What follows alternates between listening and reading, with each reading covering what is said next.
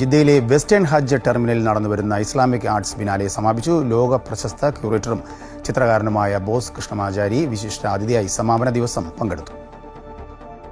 ജനുവരി 25-ന് ജിദ്ദയിൽ ആരംഭിച്ച Islamic arts biennale നിരവധി പേരെ ആകർഷിച്ച് മെയ് 25-ന് സമാപിച്ചു. ഇന്ത്യയുമായി സൗദി അറേബ്യക്കുള്ള നൂറ്റാണ്ടുകളുടെ ഊഷ്മള ബന്ധങ്ങൾ ബിനാലെയിൽ പ്രകടമായിരുന്നു. 200 വർഷം മുമ്പ് സൗത്ത് ഇന്ത്യയിൽ നിന്ന് മക്കയിലേക്ക് കൊണ്ടുവന്ന വിശുദ്ധ കാബയിലേക്ക് കയറുന്നതിനുള്ള ഗോവണി, നോർത്ത് ഇന്ത്യയിൽ നിന്ന് 200 വർഷം മുമ്പ് സമ്മാനിച്ച വിശുദ്ധ ഖുർആൻ, ടിപ്പു സുൽത്താന്റെ ശിരോവസ്ത്രം എന്നിങ്ങനെ നീളുന്ന നിരവധി കാഴ്ചകൾ കൊണ്ട് സമ്പന്നമായിരുന്നു ഇസ്ലാമിക് ആർട്സ് ബിനാലെ. സമാപന ദിവസം സൗദി സാംസ്കാരിക വകുപ്പിന്റെ പ്രത്യേക ക്ഷണം സ്വീകരിച്ച് പ്രമുഖ ഇന്ത്യൻ ചിത്രകാരൻ ജിദ്ദ ഇസ്ലാമിക് ആർട്സ് ബിനാലയിൽ വിശിഷ്ടാതിഥിയായി പങ്കെടുത്ത് സംസാരിച്ചു.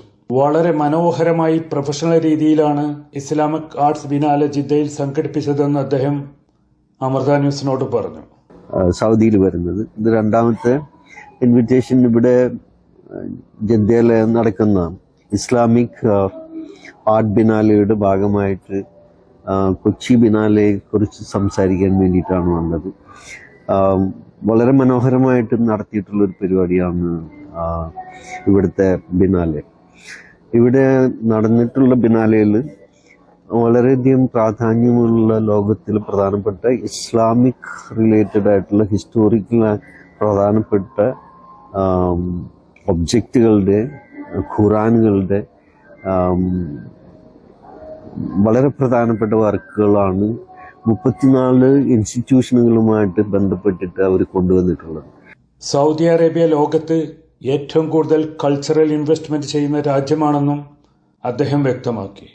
എൻ്റെ ആദ്യ വരവ് അലൂല എന്ന് പറയുന്ന സ്ഥലത്ത് വളരെയധികം അവർ 2030 വേണ്ടിയിട്ട് വളരെയധികം കലാപരമായിട്ടുള്ള, സാംസ്കാരികപരമായിട്ട് വളരെയധികം ഇൻവെസ്റ്റ്മെന്റുകൾ നടത്തുന്നുണ്ട്. സോഫ്റ്റ് പവർ ഇൻവെസ്റ്റ്മെന്റ് ഏറ്റവും കൂടുതൽ നടത്തുന്ന രാജ്യങ്ങളിൽ ഒന്നാണ് സൗദി അറേബ്യ. കൊച്ചി ബിനാലയിൽ സൗദി അടക്കമുള്ള കലാലോകത്ത് നിന്ന് നിരവധി പേർ പങ്കെടുക്കുമെന്നും ബോസ് കൃഷ്ണാചാരി അറിയിച്ചു. സുൽഫിഖ്റോദായ്, അമൃത ന്യൂസ്, ജിദ്ദ. ഹൈപ്പർ അൽ വഫ സൗദി അറേബ്യ ഇപ്പോൾ മക്കയിലും.